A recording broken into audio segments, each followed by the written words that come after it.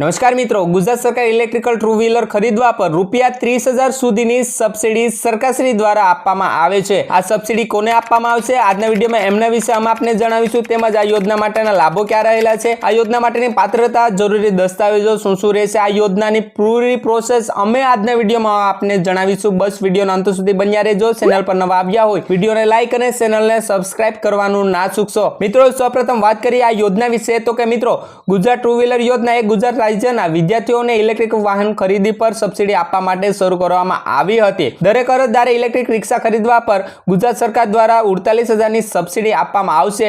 તેમજ electrical scooter ખરીદવા પર ₹30,000ની સબસિડી આપવામાં આવશે। તો આ રહેલી છે આ યોજનાની પૂરી ડિટેલ।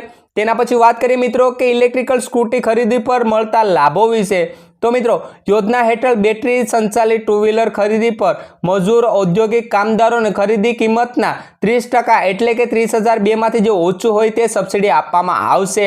આ ઉપરાંત ટુ વ્હીલર પર આરટીઓ રજિસ્ટર્ડ ટેક્સ અને રોડ ટેક્સ પણ એક વખતની સબસિડીમાં આપવામાં આવશે। તેમજ લોનની રકમ ચૂકવણીની મુદત 10 વર્ષની છે, જેમાં 6 મહિનાનો મેરેટોરિયમ સમયગાળો સમાવેશ થાય છે। ગ્રીન બિઝનેસ સ્કીમ દ્વારા આપવામાં આવતો વ્યાજ દર વર્ષ 2% જેટલો હોય છે, ફક્ત અનુસૂચિત જાતિ હેઠળ આવતા લોકો માટે જ છે।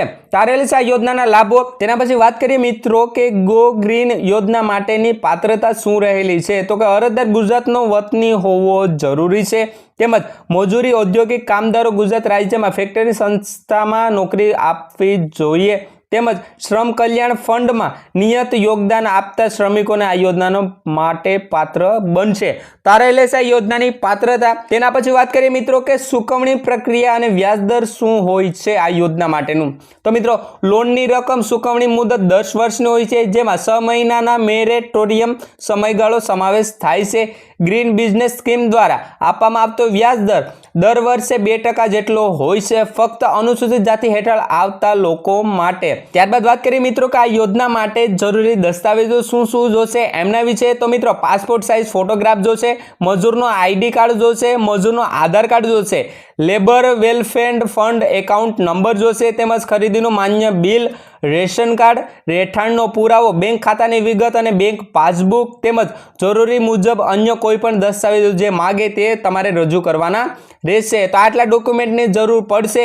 હવે છેલ્લે મિત્રો વાત કરીએ કે ગુજરાત ગો ગ્રીન યોજનાના લાભ માટે અરજી કેવી રીતે અને ક્યાંથી કરવાની રહેશે। તો મિત્રો આમની સત્તાવાર વેબસાઇટ છે, એમની ઉપર જઈને જ આપણે અરજી કરવાની રહેશે, જેમનું નામ છે www.gogreenglwb.gujarat.gov.in પર જઈને આપને અરજી કરી દેવાની રહેશે। તો મિત્રો બસ આ રહેલી છે પૂરી પ્રોસેસ કે જેમાં ગુજરાત સરકાર દ્વારા ઇલેક્ટ્રિકલ ટુ વ્હીલર ખરીદી પર 30,000 સુધીની સબસિડી આપવામાં આવશે। તેમજ ઇલેક્ટ્રિકલ રિક્ષાની ખરીદી પર ₹48,000 સુધીની સબસિડી સરકારશ્રી દ્વારા આપવામાં આવે છે। તેમજ અનુસૂચિત જાતિના કેન્ડિડેટ માટે વાર્ષિક વ્યાજ દર 2% ઓછો પણ કરવામાં આવ્યો છે। તો બસ મિત્રો આ જ હતી ઇલેક્ટ્રિકલ સ્કૂટી ખરીદી પર સરકારશ્રી દ્વારા આપવામાં આવતી સબસિડી સહાય યોજના।